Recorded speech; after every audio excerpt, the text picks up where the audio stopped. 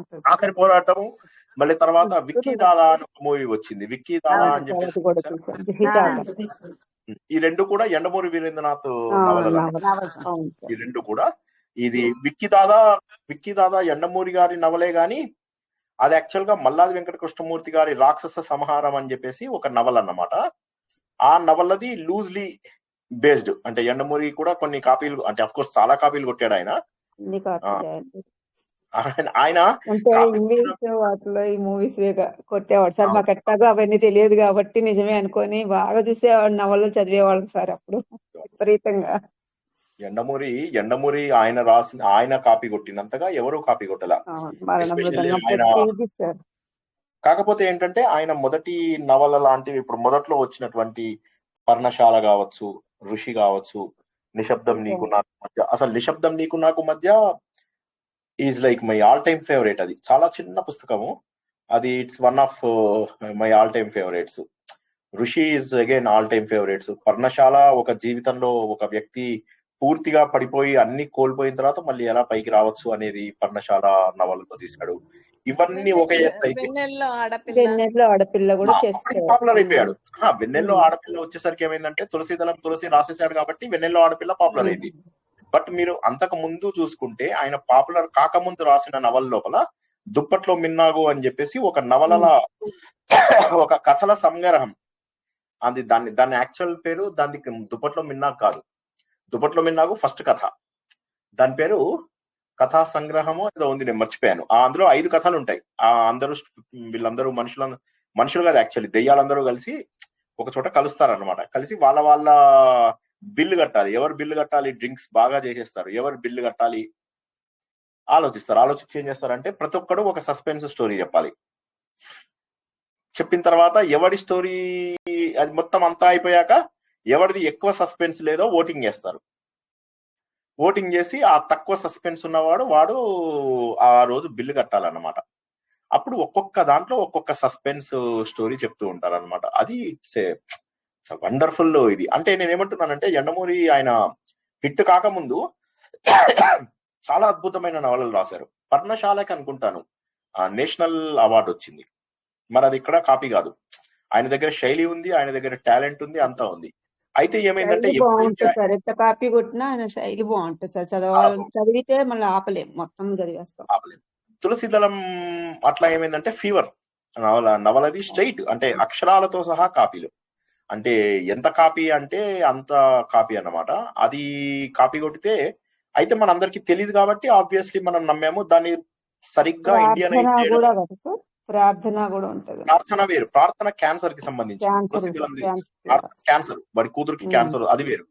ఈ తులసిదళంలో స్టోరీ ఏంటంటే వాడి కూతురు పైన వాడికి ఆస్తి వస్తుందని చెప్పి ఒక ఆశ్రమం వాళ్ళు ఏం చేస్తారంటే, మనకి ఎప్పుడు బదనామాశ్రమం ఎక్కువ ఉంటాయి కదా, వాళ్ళు కొంతమంది పంపించి పాప పైన చేతబడి చేయిస్తే అది చేతబడని తెలియదు. తండ్రేమో సైంటిస్టు, తల్లికి తెలియదు. చివరికి ఎలా నమ్ముతారు, చివరికి అది జరిగిన దాన్ని మన ఒరిస్సా లోపల బిస్తా అని ఒక ప్లేస్ ఉంటుంది అనమాట. ఆ ప్లేస్ లోపలికి వెళ్ళి ఆ మంత్రగాన్ని చంపేస్తారు. కాద్రా అని ఒకడు ఉంటాడు అనమాట. ఆ మంత్రగాన్ని చంపేయగానే పాపకు తగ్గిపోతుంది. తగ్గిన తర్వాత ఆ బిస్తా లోపల ఉన్నటువంటి మంత్రగాళ్ళందరూ కూడా పగబట్టి ఎవరి వల్ల అయితే వాళ్ళు కాద్రా చనిపోయాడో ఆ అమ్మాయిని చంపడం కోసం వాళ్ళు ఒక 25 ఏళ్ల పాటు ఒకరిని పెంచుతారు. దార్కా అని ఉంటాడు వాడిని పెంచి వాడితోని ఈ అమ్మాయిని చంపించడానికి పంపిస్తారు అనమాట. అది రెండో నవల తులసి. మొదటిది తులసిదళము, రెండోది తులసి అంటే అమ్మాయి పేరు. ఆ అమ్మాయిని సినిమా కూడా వచ్చింది, భానుప్రియ చేసింది అది. సో అది లోపల మళ్ళీ వాడు చివరికి మంచివాడై రియలైజ్ అయ్యి వాడే ఆ అమ్మాయిని, తను చనిపోయి ఆ అమ్మాయిని బతికిస్తాడు అనమాట. సో అట్లాగా చాలా బాగా. ఆ తర్వాత మళ్ళీ ఇక మనకు అనుకున్నట్టుగా ప్రార్థన, క్యాన్సర్ కి మందు కనుక్కోవడము, అది ప్రార్థన నవలలో కావచ్చు. తర్వాత వచ్చినటువంటి వెన్నెల్లో ఆడపిల్ల, చెస్ ఛాంపియన్ గురించి ఇక అక్కడి నుంచి ఇక కాపీ మాస్టర్ అయిపోయి ఇక భయంకరంగా ఇది. కాకపోతే ఎట్లాంటి స్టేజ్ లో ఉండే అంటే ఆయన ఇంకా అసలు ఆయన ఒక నవల రాస్తే అది హిట్ అవ్వకపోవడం అనేది లేదు అన్న టైప్ లో రాసేవాడు. అలా రాస్తూ సడన్ గా ఒక్కసారి ఏమైందంటే, అంటే యండమూరి వీరేంద్రనాథ్ ఎప్పుడూ కూడా ఏంటంటే అంటే ఒకటి, తెలివైన వాళ్ళు తెలివి తక్కువ వాళ్ళని ప్రపంచంలో 2 రకాలు ఉంటారు. తెలివైన వాడు కనుక మోసం చేయాలని డిసైడ్ చేసుకుంటే ప్రపంచాన్ని చాలా తొందరగా మోసం చేస్తారు. డబ్బు టు ది పవర్. తెలివి తక్కువ వాడు కొంతవరకు మాత్రమే మోసం చేయగలడు, కానీ తెలివైన వాడు చాలా బాగా మోసం చేయగలడు. యండమూరి వీరేంద్రనాథ్ గారు ఏది టాపిక్ పట్టుకున్నా ఆ టాపిక్ తను ఎందుకు తీసుకున్నాననే దాన్ని మనం ఒప్పించేవారు. ఉదాహరణకి ఆఖరి పోరాటము రక్త సింధూరమ్మ రక్త సింధూరం కాదు, మరణ మృదంగం. ఒక్క నిమిషం, ఏంటి మీరు అంటున్నది? డబ్బు టు ది పవర్ ఆఫ్ డబ్బు సార్, ఛాలెంజ్. అది ఛాలెంజ్ సినిమా కావచ్చు. అది కాదు నేను అంటున్నది. నేను ఆయన ఎలా సపోర్ట్, డబ్బు టు ద పవర్ ఆఫ్ డబ్బు ఆయన సొంత ఫీల్డ్ కాబట్టి చాలా బాగా రాశారు ఆయన. ఎందుకంటే అది ఆయన సీఏ కాబట్టి ఆయనకి షేర్ మార్కెట్స్ అవి అప్పటి వరకు కూడా ఎవరికి తెలియవు. షేర్ మార్కెట్స్ ఈ యండమూరి వీరేంద్రనాథ్ గారికి తెలిసినంతగా ఎవరికి తెలియవు. షేర్ మార్కెట్స్ లో చాలా తక్కువ మంది ఆ రోజుల లోపల డబ్బులు పెట్టేవాళ్ళు.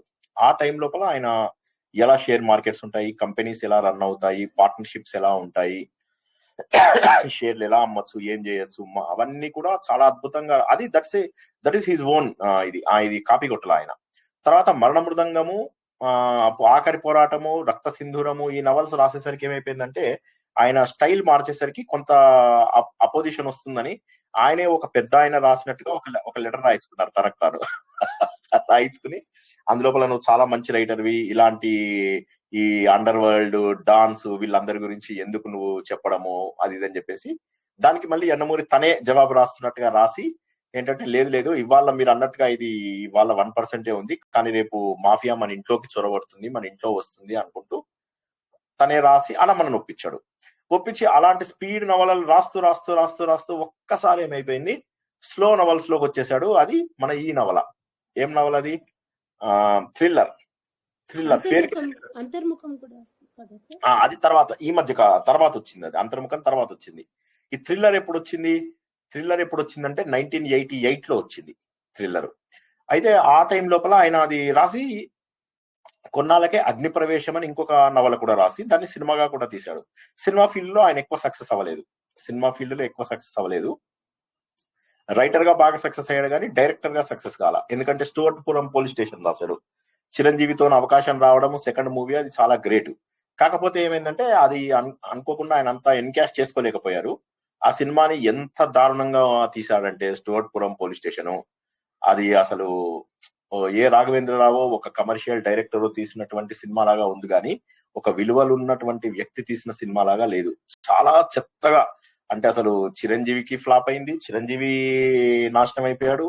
అటు చూస్తే యండమూరి వీరేంద్రనాథ్ తన కెరియర్ ని నాశనం చేసుకున్నాడు. అది ఆ తర్వాత మళ్ళీ ఆయన డైరెక్షన్ తీయడానికి రాలే. టీవీలో మళ్ళీ డైరెక్షన్స్ వాటికొచ్చాడు. భార్య, గుణవతి, శత్రు అట్లాంటివి అవి మళ్ళీ బాగా తీశాడు. కానీ ఇందులోకి వచ్చేసరికి ఇదే. తర్వాత ఏం చేశాడంటే ఇంకా తను ఇది కాదని చెప్పేసి అదేం సినిమా, రుద్రనేత్ర, యాదగిరిగా చిరంజీవి డబల్, అట్లా మళ్ళీ వాటిలోకి వెళ్ళిపోయి తను రైటర్ గానే సక్సెస్ అయ్యాడు. సక్సెస్ అవుతూ టీవీ లోపల తను ఇవన్నీ చేస్తున్నాడు. తర్వాత ఏమైపోయిందంటే జనాలు చదవడం మానేశారు. ఈ టైం లోపల తను మీరు చెప్పినటువంటి అంతర్ముఖం రాయడము, అంతకుముందు అగ్ని ప్రవేశం రాసినప్పుడు పబ్లిషర్ కూడా చాలా తక్కువ కాపీలు చేద్దాము అన్నట్ట అనగానే మళ్ళీ ఈయన దానికి రాశాడు అనమాట. అందరికి ఫాస్ట్ నవల్స్ కావాలి, ఎవరికి స్లో నవల్స్ అవసరం లేదు. అంతకుముందు తను అన్న ప్రతి మాటని ఇక్కడ ఖండిస్తాడు. కానీ తెలివైన వాడు కాబట్టి చెప్పడం బాగా వచ్చిన వాళ్ళకి ఏమవుతుంది అంటే ప్రాబ్లము, తెలివైన వాడు మోసం చేయాలనుకుంటే మోసం చేయొచ్చు. ఆ మోసం కూడా డబ్బు కోసం చేయాలి అనుకున్నప్పుడు అందుకే నేను అంటుంటాను, ఒకటే గుర్తుంచుకోండి, ఒక వ్యక్తి తెలివైన వాడా తెలివి తక్కువ వాడా సంబంధం లేదు, వాడు మంచివాడా కాదా అదొకటే ఇంపార్టెంట్. మన భారతదేశం లోపల ఎలక్షన్స్ కి ఎడ్యుకేషన్ ఎందుకు పెట్టలేదు? ఎందుకంటే వాడు మంచివాడైతే చాలు. ఒక వ్యక్తికి సహృదయత ఉండాలి. అండ్ యండమూరి వీరేంద్రనాథ్ గారికి తెలివితేటలు no doubt, he is like legend, అందులోపల అసలు అనుమానం లేదు. ఆయన ఒకే ఒక లెజెండ్ అని చెప్పుకోవచ్చు. తను కాపీ కొట్టినట్టుగా మొదట్లో ఒప్పుకునేవాడు కాదు. తర్వాత ఏమనేవాడు, అవునవును నేను చాలా ఇంగ్లీష్ నవలలు రాసేవాడిను, వాటి ప్రభావం నా మీద ఉంది అంటాడు. ప్రభావం ఏమిటది? స్ట్రైట్ ఫార్వర్డ్ కాపీ, ఈ పేజీ పక్క పక్కన పెడితే అక్కడ ఫీవర్ నవల, ఇక్కడ నీ తులసిదళం నవల సేమ్ టు సేమ్ ఉండేవి. అంతా కాపీ కొట్టేశాడు. మరీను అంటే డైరెక్ట్ ట్రాన్స్లేషన్. సో అట్లా చేసిన వ్యక్తి కూడా నా తర్వాత నవలలు పాపులర్ కావట్లేదు అని చెప్పేసి తెలుసుకున్నారు. పర్సనాలిటీ డెవలప్మెంట్ అటు వచ్చేసారు మెల్లగా. ఆయన ఏమైంది 1991, 92 ఆ టైంకి వచ్చేసరికి ఏమైందంటే అప్పటికి బివి పట్టాభిరామ్ గారు ఆల్రెడీ పర్సనాలిటీ డెవలప్మెంట్ అవి బాగా చేస్తుండేవారు. బివి పట్టాభిరామ్ కూడా ఏంటంటే ఆయన రకరకాల ఫీల్డ్స్ లో వెళ్ళారు. కానీ ఆయన కూడా పెద్ద మోసగాడు. అంటే ఇప్పుడు యండమూరి వీరేంద్రనాథ్ గారు ఎలా అయితే తెలివితేటలతో అవతల వాళ్ళని మోసం చేస్తారో, బీవీ పట్టాభిరామ్ గారు డబల్ త్రిబల్ మోసగారు. కానీ వాళ్ళకి జనాలను ఎలా ఆకట్టుకోవాలో తెలుసు, జనాలకు ఎలా చెప్పాలో తెలుసు, జనాలను ఎలా ఇన్స్పైర్ చేయాలో తెలుసు. కానీ వ్యక్తిగతంగా వాళ్ళిద్దరూ కూడా క్రూరులే. అంటే నాకు సంబంధించినంత వరకు నేను వాళ్ళిద్దరి వల్ల చాలా డెవలప్ అయ్యాను లైఫ్ లోపల. అలా అనకూడదేమో నాకు తెలియదు.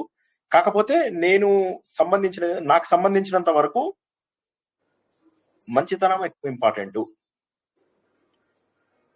తెలివితేటల కంటే అని నా ఉద్దేశం. మీరు ఒప్పుకున్నా ఒప్పుకోకపోయినా నాకు సంబంధించి నాకు వీళ్ళిద్దరితో ఇంట్రెస్ట్ ఆయన మీద ఇష్టం పోయింది సార్. ఆయన గురించి పరిచయం ఉంది సార్, ఒప్పుకుంటాం కూడా. ఆ తర్వాత ఇప్పుడు ఆయన కోసం ఒక అమ్మాయిది అప్పుడు ఆత్మహత్య చేసుకుంది కదా, అది ఆయన ఒప్పుకోలేదు ముందు యండమూరి వీరేంద్రనాథ్ గారు.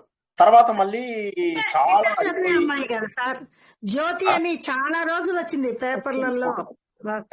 వస్తే ఆయన ఏం చేశారు, ఆ నవలకు దాని మీద ఎవరో కావాలని చేస్తున్నారు ఇదంతాను అన్నాడు. కానీ తర్వాత మళ్ళీ ఒప్పుకున్నాడు. తను ఈవెన్ హోటల్ రూమ్ కి వెళ్ళిన సంగతి కూడా ఒప్పుకున్నాడు. 5 ఏళ్ల తర్వాత ఒప్పుకున్నాడు. అప్పటికి ఒప్పుకుంటే ఏంటి, వృద్ధనారి పతివ్రత అని అట్లా చేశాడు. తర్వాత మళ్ళీ ఇంకోసారి గమ్మత్తైన విషయం ఆయన ఏం చేశారంటే, అందుకే నేను అంటాను, నీకు తెలివి ఉందా తెలివి లేదా అంటే, తెలివి చాలా మందికి ఇస్తాడు దేవుడు. కానీ ఆ తెలివితోటి నువ్వు అవతల వాళ్ళని ఎలా మోసం చేస్తావు అనేటటువంటిది అది మోర్ ఇంపార్టెంట్. ఇప్పుడు ఈయన బీవీ పట్టాభిరామ్ గారు చాలా తెలివైన వారు. ఆయన ఏం చేశారు, ముందు ఈ తులసీదళం రాస్తున్నప్పుడు హిప్నాటిస్ట్ నాగరాజు అని ఒక ఆయన ఉండేవారు. ఆ హిప్నాటిస్ట్ నాగరాజు హిప్నాటిజం లో బాగా పాపులర్ అయ్యారు తులసీదళం వల్ల. పాపులర్ అవగానే యండమూరి వీరేంద్రనాథ్ గారు చెప్పారనమాట, నేను అన్ని ఇన్పుట్స్ అన్ని కూడా నా నవలలో హిప్నాటిస్ట్ జయదేవ్ అని ఒక అతన్ని తీసుకున్నాను, అతనికి ఇట్లా నాగరాజు గారి యొక్క ఇన్స్పిరేషన్ అని చెప్పేసి చెప్పారు. చెప్పగానే నాగరాజు గారు పాపులర్ అయ్యారు. అది చూసి ఏం చేశారంటే, ఈయన నేను హిప్నాటిస్ట్ అని చెప్పేసి తన హిప్నాటిజం స్టార్ట్ చేశారు. ఎవరు, బీవీ పట్టాభిరామ్ గారు. తర్వాత నాగరాజు గారు ఎలా చనిపోయారో సమ్ అన్నోన్ రీజన్స్ వల్ల చనిపోయారు. ఆయన చనిపోయిన తర్వాత మాట మాటకి ఆయనని బీవీ పట్టాభిరామ్ గారు క్రిటిసైజ్ చేస్తుండేవారు. జనాలను మోసం చేసేవాడు నాగరాజు, ఇది ఏమంటారు, నేను హిప్నటైజ్ చేస్తానని అదని ఇదని చెప్పి మోసం చేసేవాడు, ఆయన చచ్చిపోయాడని చెప్పి ఆయన మీద అసత్య ప్రచారాలు చేస్తుండేవారు. ఈయనకి పోనీ హిప్నాటిజం వచ్చా అంటే, హిప్నాటిజం అనేటటువంటిది ఇట్స్ ఏ ఫూలిష్నెస్, దానికి ఏమీ ఇది కాదు. ఓకే, నేను చిన్నప్పుడు అన్ని ట్రై చేసినట్టుగా అది కూడా ట్రై చేసాము. తర్వాత అర్థమైంది ఏంటంటే, సో అది కూడా బూటకం అని చెప్పేసి తెలిసిన తర్వాత ఏమైంది, ఈయన పర్సనాలిటీ డెవలప్మెంట్ వైపు వెళ్ళిపోయారు. ఎందుకంటే తన మాటలకి చాలా అద్భుతమైనటువంటి ఇన్స్పిరేషన్ వస్తుంది. ఎవరు, పట్టాభిరామ్ గారు. అది చూసి యండమూరి వీరేంద్రనాథ్ గారు ఏం చేశారు, తను రాయడం మొదలెట్టారు. ఈయన శైలి అద్భుతంగా ఉండడం వల్ల ఈయన చాలా అతి తక్కువ సమయం లోపల విజయం వైపు పయనము, విజయానికి 5 మెట్లు, విజయానికి 6వ మెట్టు, తర్వాత విజయంలో భాగస్వామ్యము, ఇవన్నీ ఇంకా ఒకటి కలుపుకుంటూ పోయారు. నేను మంచి అమ్మాయిని కాదు, ఇలాంటివి రాసుకుంటూ అది అసలు మీరు చెప్పకపోయినా కూడా మీరందరూ అంతే. ఎనీవే, మళ్ళీ తన మీద జస్ట్ జోక్ గా అంటున్నాను, తర్వాత మళ్ళీ తన మీద ఆ జ్యోతి అనే అమ్మాయిది అది వచ్చింది కదా, ఆమె ఆత్మహత్య కేసు, దాన్ని చాలా రోజుల పాటు కామ్ గా ఉండి మళ్ళీ తను ఒక నవల రాశాడు, లేడీస్ హాస్టల్ అని. రాసి ఆ నవల లోపల హీరో ఒక క్రికెటర్ అన్నమాట. క్రికెటర్ అయితే వాడికి అంటే ఎట్లా అంటే వాడి మీద ఎలాంటి అభాండాలు వేశారు, ఏం చేశారు అంటే, తనని తను కల్ప్రిట్ గా ఊహించుకుంటూ తనను తను ఇరికించినట్టుగా చేస్తూ ఆ సినిమాలో హీరో ఏదైతే ఉందో ఆ క్యారెక్టర్ ని తన ఒరిజినల్ క్యారెక్టర్ అంతా కూడా అందులో చూపించాడు అనమాట. చూపించి అసలు తప్పంతా కూడా లేడీస్ హాస్టల్ దే అన్నట్టుగా చూపించేసి చేశాడు. వాట్ ఎవర్ ఇట్ ఈస్ తెలివైన వాడు మోసం చేయాలి అనుకుంటే ఇది. కాబట్టి కావాల్సింది ఏంటి అంటే మంచితనం కావాలి, ఒక వ్యక్తి లోపల మార్పు కావాలి, మంచితనం కావాలి. ఇది మనకు ముఖ్యము. కానీ ఎంతసేపు కూడా నా తెలివితేటలన్నీ కూడా నాకు డబ్బు ఎక్కువ సంపాదించాలి, సమాజంలో పేరు ఎక్కువ కావాలి, మోసగిచ్చాను అనే దాంతో గొప్పగా చెప్పుకుంటారు కదా సార్. అదేమంటే లౌకికము అది ఇది అని చెప్పని చెప్తారు. కానీ గమ్మత్ ఏంటంటే, ఇప్పుడు మీరు మల్లాది వెంకట కృష్ణమూర్తి గారిది తీసుకోండి, లైఫ్ స్టైల్ తీసుకుంటే ఆయన అసలు ఆశ్చర్యపోతారు. ఆయన ఎలాంటి ఆయన మొత్తం అపరాధ పరిశోధన, ఆయన రాసినటువంటి క్రైమ్ ఇన్వెస్టిగేషన్ నవల్స్ హైయెస్ట్, చందమామ కథలు హైయెస్ట్. ఆ తర్వాత రాసినటువంటి ప్రతి నవల సినిమాగా వచ్చింది, ప్రతిదీ సూపర్ హిట్. చిరంజీవి నుంచి మొదలెట్టి రాజేంద్ర ప్రసాద్ వరకు, చంద్రమోహన్ వరకు ఆయన సినిమా, ఆయన ఇవి నవల కూడా బాగుంటాయి సార్. ఆయన ఈ వెంకట్ కామెడీ బై నవల్స్ కూడా రాసేవాడు సార్. వెంకట్ బై బాగుంది. ఒక్క నిమిషం. అయితే ఆయన అలా మల్లాది, ఐఎమ్ కంపేరింగ్ యండమూరి గారిని మల్లాదితో కంపేర్ చేస్తున్నా. మల్లాది గారి ప్లేస్ ఎప్పుడూ తగ్గలేదు, కానీ యండమూరి గారు అన్డౌటెడ్లీ పాపులర్ రచయిత. కానీ యండమూరి గారు వచ్చేసరికి మల్లాది గారు చాలా పాపులర్. అప్పటికి ఆల్రెడీ ఆయన ఎస్టాబ్లిష్ అయిపోయారు. He was like number 1. ఆయన రాసినటువంటి నత్తలున్నాయి జాగ్రత్త, అదిగో పులి, అసలు ఇది అదేదని కాదు, ఆయన రాసినటువంటి ప్రతి నవల ఒక మాస్టర్ పీస్. రాస్తూ అందమైన జీవితం అది మొన్న చెప్పే కదా, ఒక టీవీ సీరియల్ కూడా వస్తుందని చెప్పి దాన్ని రీసెంట్ గా మాడిఫై చేసి హిందీ వెర్షన్ లో అదేంటి 8 AM మెట్రో అనేది నవలగా తీశారని చెప్పారు. అది ఇట్ ఈస్ వన్ ఆఫ్ కర్మ జన్మ ఎంత బాగుంది సార్. అది ఫస్ట్ నావల్, అసలు నవల కాదు, కర్మ జన్మ నావల్ సార్, మల్లాది వెంకటకృష్ణమూర్తి గారిది. ఆధ్యాత్మిక ఎస్సేస్ అవి. కర్మ జన్మ అనేటటువంటిది అది కర్మ విపాక సంహిత అని అందులోంచి తీశారు. మల్లాది వెంకటకృష్ణమూర్తి గారిదే కర్మ జన్మ, కాకపోతే అది నవల కాదు అని చెప్తున్నా. అయితే మల్లాది గారిలో వచ్చిన ట్రాన్సిషన్ ఏంటంటే నవలలు రాస్తూ ఒక్కసారిగా ఆయన ఏమైంది లైఫ్ లోపల, ఆయన ఎప్పుడు పాపులారిటీ కోరుకోలేదు. తన సినిమా, తన ఫేస్ ఇప్పటి వరకు మల్లాది కృష్ణమూర్తి గారిది ఫోటోలలో మనం ఎక్కడా చూసుండం. ఆయన దగ్గరగా ఉన్న వాళ్ళు ఇప్పుడు మన అశోక్ నగర్ లో ఉన్న ఈ టీవీ మణి గారు వీళ్ళందరూ మల్లాది వెంకట కృష్ణమూర్తి గారిని రెగ్యులర్ గా కలుస్తూ ఉంటారు, అది వేరు. కానీ అలా పరిచయం అయిన వాళ్ళని వదిలేసి ఆయన ఇప్పటి వరకు ఒక ఫోటో లేదు, ఏం లేదు. ఆయన ఏంటంటే నేను చనిపోయినప్పుడు ఒక ఫోటో నాది పెట్టాలి పేపర్ లో అని అంటాడు, అంతే. సో పెద్దవారు అయిపోయారు ఇప్పుడు. అయితే ఆయన ఉన్నటువంటి పరిస్థితుల్లో నవలలన్నీ రాశారు, పాపులర్ అయ్యారు, డబ్బు సంపాదించారు, లిపి పబ్లికేషన్స్ ద్వారా ఇచ్చేశారు. జీవితంలో ఎన్నో కొత్త విషయాలు ఎక్స్ప్లోర్ చేశారు. చివరికి ఒక్కసారిగా ఆధ్యాత్మిక మార్గంలోకి వచ్చి ఆధ్యాత్మిక నవలలు, ఆధ్యాత్మిక పుస్తకాలు రాయడం మొదలెట్టారు. నవల్స్ అంటే స్టోరీ. కర్మజన్మ, ఇప్పుడు ఆవిడ చెప్పినటువంటి కర్మజన్మ కావచ్చు, ఓ మై గాడ్ కావచ్చు, కావచ్చు, జయం నవల, మళ్ళీ జయము తర్వాత ఇంకొకటి ఏంటిది, జ్యోతి, పరంజ్యోతి ఎక్సలెంట్ కదా sir. It's a real novel sir. It's a real story. Bengal, అవును, రమణ మహర్షి నా కథ అది.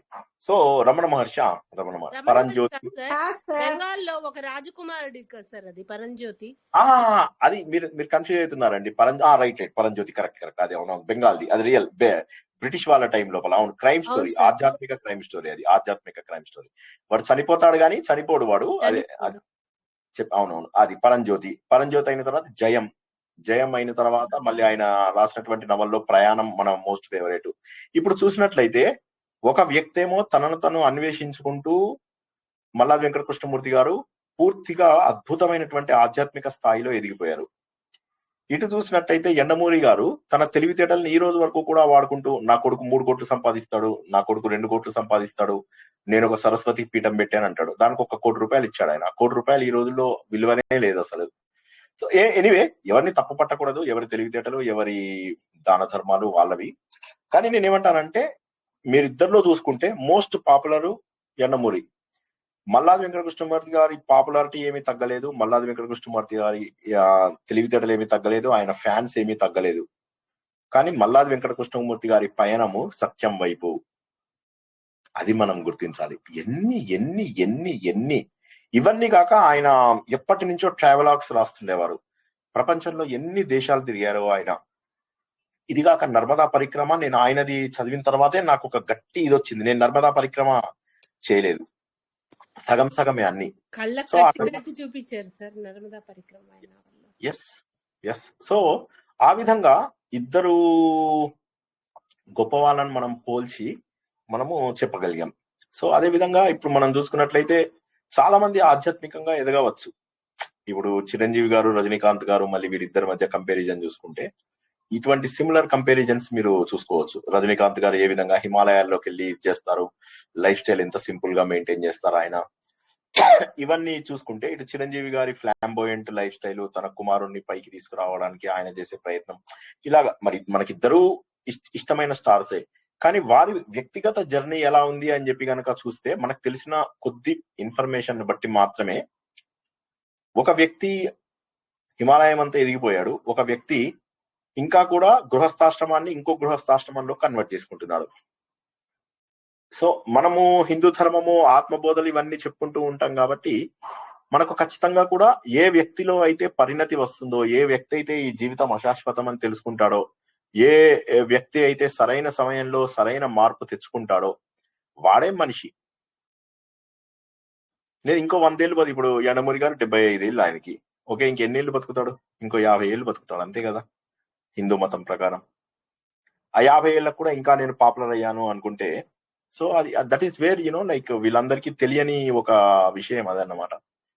అదే విధంగా చిరంజీవి గారు, ఆయన 70 ఏళ్ళు వచ్చాయి మరి ఆయనకి. ఇంకా ఈ సినిమాలు ఇవి బహుశా ఆయన ఇంకా ఎంతో సేవ చేయగలిగేవారు. ఇప్పుడు ప్రజారాజ్యం వచ్చినప్పుడు నేను కూడా అప్లై చేసుకున్నాను అన్నమాట.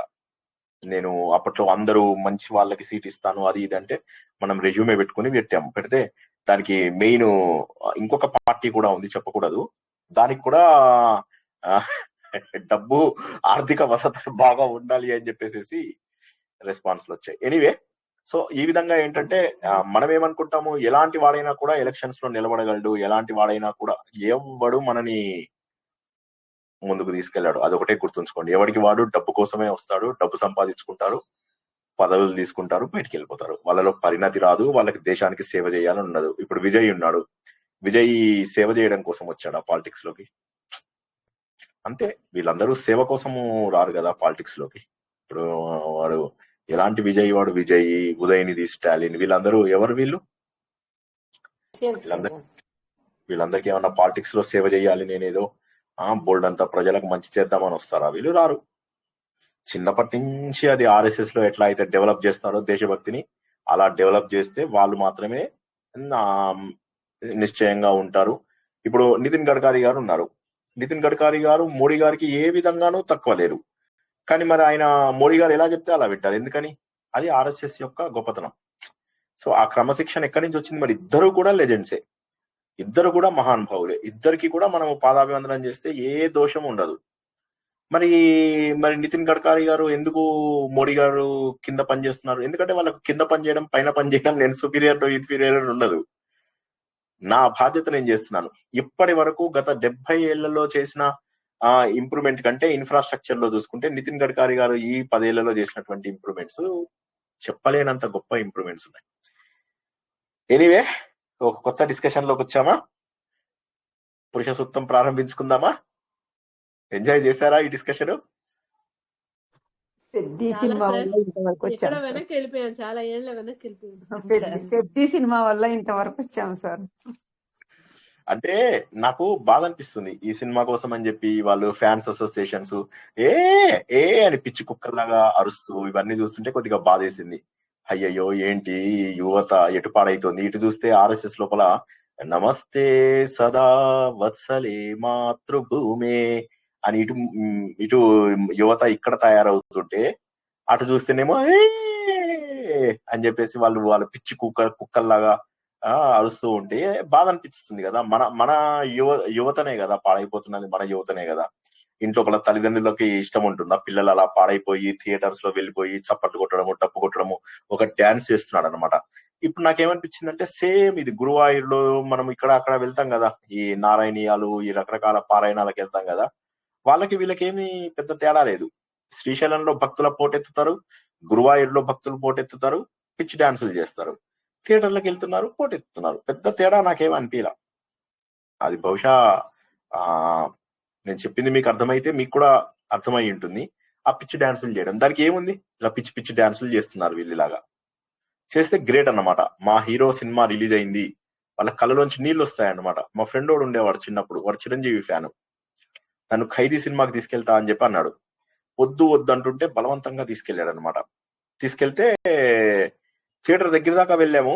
నేను వద్దు అంటూనే ఇంతలోకే తన దగ్గరికి వెళ్ళగానే ఒక్కసారిగా ఒక పెద్ద సౌండ్ వస్తుంది. అది చిరంజీవి ఏదో ఉంటుంది స్టార్టింగ్ ఫియట్ ఏదో. అతను ఏం చేశాడు తెలుసా? మేము సైకిల్ మీద వెళ్ళేవాళ్ళం. సైకిల్ అక్కడ పారేశాడు, పరిగెత్తుకుంటూ వెళ్ళిపోయాడు అంతే. థియేటర్ లోకి టికెట్ లేదు, ఏం లేదు, దూసుకొని వెళ్ళిపోయాడు. మా చిరంజీవి ఫైటింగ్ చేస్తుంటే నేనేంటి బయట ఉండడం అన్న టైప్ లోపల. అప్పట్లో చిరంజీవిది విజేత అని ఒక సినిమా రిలీజ్ అయింది హిందీ లోపల. అది అనిల్ కపూర్ది సాహెబ్ సినిమా కాపీ అనమాట. దానికి స్టోరీ తెలుసు, మాకు అన్ని తెలుసు. అంటాడు చిరంజీవి కిడ్నీ ఇస్తే కళ్ళలోంచి నీళ్ళు వచ్చాయట. ఆ చిరంజీవి ఇచ్చినందుకు ఏడుపు వచ్చింది వాడికి, సినిమాలో హీరో ఇచ్చినందుకు. ఆ సినిమాని ఎలా చూస్తారంటే ఆశ్చర్యంగా. మీరు బాబా అని ఒక సినిమా వచ్చింది రజనీకాంత్ది, అందులో వాడు డైరెక్ట్ గా వెళ్ళిపోయి చీఫ్ మినిస్టర్ తోటి మాట్లాడేస్తూ ఉంటాడు. వీడేమో చిన్న కూలి చీఫ్ మినిస్టర్ తో వెళ్ళి మాట్లాడుతుంటాడు. ఎట్లా మాట్లాడుతుంటాడు అంటే అది లోకల్ గా తమిళ్ వాళ్ళకి ఎక్కువ లాజిక్ ఉండదు. వాళ్ళంటారు ఎందుకు మాట్లాడు, రజనీకాంత్ కదా అంటారు. అక్కడ రజనీకాంత్ కాదు అతను, అక్కడ ఉన్నటువంటిది ఎవడు ఒక కూలి. వాడు వెళ్ళి ఒక చీఫ్ మినిస్టర్ ని బెదిరిస్తుంటే చీఫ్ మినిస్టర్ భయపడిపోతూ ఉంటాడు అన్నమాట. సో మూర్ఖత్వం. ఈ సినిమాల కోసమని ఏవైతే ఫ్యాన్స్ అసోసియేషన్స్ ఇవి ఉంటాయో ఇవన్నీ కూడా ఏంటంటే బ్యాన్ చేసేసేయాలి. ఇది ఫ్యాన్స్ అసోసియేషన్స్ ఇవన్నీ కూడా బ్యాన్ చేసేసేయాలి. బ్యాన్ చేసి జనాలందరినీ కూడా ముందు ఇళ్ళకెళ్ళు, చదువుకో, చక్కగా ఉద్యోగం చేసుకో, దేశం అభివృద్ధి లోపల పాటుపడు అని చెప్పేసి చెప్పాలి. సార్ ఫ్యాన్స్ సార్ వాళ్ళ బలము, లేకపోతే వాళ్ళకేముంది సార్ అంత గొప్పతనము. ఆ మాట కానీ బయట వింటే ఇంకేం లేదు సార్, వాళ్ళు అడ్డోళ్ళని పట్టుకొని తన్నేస్తారేమో. అంతరా సేమ్ ఇది. ఇప్పుడు ఇది సేమ్ ఇంతే కదా. ఇప్పుడు మన art of living, Jaggi Vasudev, తర్వాత ఈ దత్తపీఠము, ఇవన్నీ అంతే సేమ్. మన షిరిడి సాయిబాబా, సత్య సాయిబాబా, ఈ గుంపుల్లాగానే కదా. సేమ్. ఏముంది తేడా, ఏముంది? అందరూ ఒకటే టైపు. వీళ్ళలో ఎవ్వడు, మళ్ళీ రాముడిని తిట్టండి మీరు, ఎవడు పట్టించుకోడు. కృష్ణుడిని తిట్టండి, ఎవడు పట్టించుకోడు. మొన్న వాడు ఉదయనిధి స్టాలిన్ సనాతన ధర్మాన్ని తిట్టాడు, ఏమైంది? ఎవడు పట్టించుకోలే. అదే మీరు షిరిడి సాయిబాబాని తిట్టండి, వేలాది మంది వస్తున్నారు, చంపేస్తాం, నరికేస్తాం, కోట్ల రూపాయలు ఇచ్చి మరీ చంపుతారట వాళ్ళు. కోట్ల రూపాయలు వెచ్చిస్తున్నారు, వీళ్ళ మీద కేసులు వేస్తున్నారు, అవ్వేస్తున్నారు. ఒక్కడు ప్రూఫ్ తీసుకొని రావట్లేదు. సత్యసాయిబాబాని గురువుగా గాని దేవుడుగా గాని ప్రూవ్ చేసే ఒక్క సాక్ష్యం తీసుకురాలేకపోతున్నారు, ఒక్క ప్రమాణం తీసుకురాలేకపోతున్నారు. హిందూ ధర్మం ప్రకారం చెప్పినటువంటి ప్రమాణాలలో షణ్ముఖ శర్మ గారు చెప్పారు, పద్మాకర్ గారు చెప్పారు, చాగంటి ఆయన చెప్పారు, తర్వాత శంకర మఠం పీఠం ఆయన చెప్పారు, ఇంతమంది చెప్పారు. శాస్త్రం ప్రకారము ఆయన దేవుడు గురువు కావడానికి అవకాశం లేదని. మన భగవద్గీత గంగాధర శాస్త్రి గారు చెప్పారు. ఎంతమంది చెప్పాలి ఇంకా? సో అయినా కూడా వాళ్ళకి ఏంటంటే మరి వాళ్ళు హిందూ టెంపుల్ లాగానే రిజిస్టర్ చేసుకోలేదు. ఒక్క షిరిడి ఆలయం పైసలు గవర్నమెంట్కి వెళ్ళవు. ఎక్కడికి వెళ్తాయి అనేది మనకు తెలియదు. మళ్ళీ మనం రామ్ మందిర్ కట్టినప్పుడు ₹1 ఇవ్వాల వాళ్ళు. అందరూ ఇస్తే డబ్బులు, వీళ్ళకు కోట్లాది రూపాయలు ఉండి ₹1 ఇవ్వాల షిరిడి వాళ్ళు. సో ఎవడన్నా క్వశ్చన్ చేస్తాడా దాన్ని? మరి ఎవడు క్వశ్చన్ చేయడు. వేణుగోపాల్ గారు ఏమైంది? డౌన్ పెట్టారు, వాయిస్ వినిపించట్లేదా? వినబడుతుంది సార్, అన్ని సినిమా పెట్టినారు, అంత సినిమా కథలే ఉన్నాయి, మన ప్రవచనం లేకుంటున్నా. లేదు ఇవాళ మీరు వెళ్ళిపోండి, వెళ్ళిపోండి, వాళ్ళ పర్వాలేదు, వెళ్ళిపోండి, నో ప్రాబ్లం. సో ఇది ఏంటంటే మనకు, సో ఈ విధంగా మనము గనక గుర్తించినట్లయితే సమాజాన్ని సగం శక్తులు నాశనమే చేస్తున్నాయి. సమాజంలో సగం శక్తులు మనని నాశనమే చేస్తున్నాయి కదా. సో కాబట్టి మనం గుర్తించాల్సింది ఏంటంటే మనము మన యువతను ఎలా బాగు చేసుకుంటాం. చూసుకున్నట్లయితే ఎంత దారుణం వాళ్ళు చేస్తున్నటువంటివన్నీ చూస్తుంటే. గవర్నమెంట్ కూడా రిస్ట్రిక్షన్స్ పెట్టదు. ఇప్పుడు మరి ఇక్కడ అమెరికాలో లేరా ఫ్యాన్స్? అమెరికాలో హీరోలు లేరా? హాలీవుడ్ వాళ్ళు ఇంతకంటే ఎక్కువ పెద్ద హిట్స్ ఇస్తారు. మరి అక్కడ ఈ వెర్రీ ఉందా? వీటన్నిటిని బ్యాన్ చేసేస్తే అయిపోతుంది కదా. ఇప్పుడు అక్కడ కూడా మన వాళ్ళు వెళ్ళి అక్కడ కూడా ఫుల్ గ్రాండ్ గా, అక్కడ మన సినిమాలు కూడా అక్కడ గ్రాండ్ గా చేస్తున్నారు. అక్కడ కూడా అలవాటు అవుతుంది మెల్లగా, వాళ్ళకు కూడా అలవాటు చేస్తున్నారు. ముందు ఫస్ట్ దీన్ని మనం ఫస్ట్ తగ్గించాలి. ఈ పిచ్చిని తగ్గించుకోవాలి. ఏదైనా పిచ్చి. తిరుపతికి వెళ్దాం పద, అందరూ గుంపులు పోతారు తిరుపతికి. ఏమిటి అంటే నాకు సేవకు అవకాశం వచ్చింది. సేవకి ఇక వేరే అవకాశమే దొరకలేదా నీకు? ఇవి తగ్గించుకోవాలి ముందు, ఇవన్నీ తగ్గించుకోవాలి. ఇంటి దగ్గర ఆలయాలు లేవు, ఇంటి దగ్గర ఒక్క ఆలయానికి వెళ్ళము, ఒక్క ఆలయంలో దీపం పెట్టము, ఒక్క పాడైపోయిన ఆలయానికి సేవ చేయము. పోయి తిరుపతికి, అది కూడా ఏదో ఒక గంట ఉండి వచ్చేస్తారని కాదు. ఇప్పుడు నేను తిరుపతికి వెళ్ళేవాడిని ఇంతకు ముందు. వెళ్ళినప్పుడు ఏం చేసేవాడిని, 1 డే ట్రిప్. ఇప్పుడు ఇండియాకి వచ్చిన ఈ 17-18 ఏళ్లలో మా వైఫ్ ఒక్కసారి కూడా రాలేదు తిరుపతికి. నేనేం చేసేవాడిని, తిరుపతి మాకు చిన్నప్పటి నుంచి అమ్మ వాళ్ళు అలవాటు చేసింది కాబట్టి ఒక 10 ఏళ్ల కిందటి వరకు కూడా నేను మన ఏపీ టూరిజం, తెలంగాణ టూరిజం వాళ్ళ ప్యాకేజ్లు ఉండేవన్నమాట, 1 డే ప్యాకేజ్లు. వెళ్ళేసి ఎవరికి ఇబ్బంది కాకుండా మళ్ళీ ఆ ప్యాకేజ్ లో వెళ్ళడము, ఇవాళ రాత్రి వెళ్ళడము, ఎల్లుండి పొద్దుటికల్లా వచ్చేయడం, కథం, ఎవరికి ఇబ్బంది లేకుండా. జనాలు వెళ్తారు 4 రోజులు, 5 రోజులు, 10 రోజులు. ఇవన్నీ వెళ్ళి అలాంటి ప్లేసుల లోపల జనాలకు ఇబ్బంది కలిగించడమే. దర్శనాలు కూడాను, ఒక దర్శనం సరిపోదు, 4 దర్శనాలు దేవుడికి విసుగొచ్చేలాగా. ఇవన్నీ కూడా తప్పే. ఇవన్నీ దేంతో సమానము అంటే, ఇప్పుడు ఆ రామ్ చరణ్ సినిమా ఏదైతే ఉందో ఆ సినిమా లోపల జనాలందరూ అని కేకలు పెడుతున్నారు కదా, వాళ్ళకి ఈ పిచ్చి పారాయణాలు, పిచ్చి వేషాలు వేసే పిచ్చి వేషాలు వేస్తూ, డాన్సులు చేస్తూ, కర్రలతో కోలాటాలు కొడుతూ, మాడ వీధుల్లో పిచ్చి డాన్సులు చేసే వీళ్ళందరికీ పెద్ద తేడా అనిపించదు. ఎందుకంటే ఇది భగవంతుడి పేరు మీద నిజమైన భక్తి కాదు అది. ఇప్పుడు నిజమైన భక్తి అయ్యి వాళ్ళు మనస్ఫూర్తిగా గుండె లోతుల్లోంచి వచ్చి డాన్స్ చేసేసి శ్రీలా ప్రభుపాద లాగా, అది డిఫరెంట్. అలాంటి వాళ్ళు ఉంటారు, కొందరు ఖచ్చితంగా ఉంటారు అలాంటి వాళ్ళు. అలాంటి వాళ్ళు కాదు కదా వీళ్ళందరూ. పిచ్చి డాన్సులు చేస్తూ దేవుళ్ళ కోసము, జనాలలో గొప్ప చూపించుకోవడం కోసమని, హోదా కోసము, హంగు కోసమని, ఆర్భాటం కోసమని ఈ పిచ్చి వేషాలు. వీళ్ళకి ఈ సినిమా వచ్చేటటువంటి ఫ్యాన్స్ కి దేవుడి పేరు మీద ఈ పిచ్చి వేషాలు వేసే భక్తులకు పెద్ద తేడా లేదు. శ్రీశైలంలో పోటెత్తిన భక్తులు ఎలా అవుతారు? వాళ్ళు భక్తులు ఎలా అవుతారు? సో ఇది తలుచుకుంటే ఆశ్చర్యం అనిపిస్తుంది, ఒక్కొక్కసారి బాధ అనిపిస్తుంది. వాళ్ళ నవ్వులు, ఆ పిచ్చి నవ్వులు, పిచ్చి డాన్సులు చూస్తుంటే నాకు అనిపించింది, ఏముంది ఇది సేమ్ దీనికైనట్టే అవుతుంది. ఏదో తెలియక ఒకసారి చేశారంటే ఇది ప్రతి సినిమాకు బ్యానర్స్ కట్టాలి, డబ్బులు ఖర్చు పెట్టాలి. ఆ డబ్బులు ఎక్కడి నుంచి వస్తాయి? వీళ్ళకేం సంపాదన నా బొంద? ఏం లేదు, అమ్మ నాన్నని పీక్కు తిండమే. ఓ సినిమా లోపల తండ్రి హాస్పిటల్లో ఉంటాడు, కొడుకొచ్చి తండ్రికి డబ్బులు లేవు, వాడు తండ్రి దగ్గర డబ్బులు కావాలి, లేకపోతే నేను రక్తదానం చేయాలి, మా హీరోది రేపు బర్త్డే ఉంది. ఇప్పుడు వీళ్ళకి ఈ భక్తి పేరు మీద పిచ్చి పారాయణలు చేసే జనాలకి ఏం తేడా ఉంది?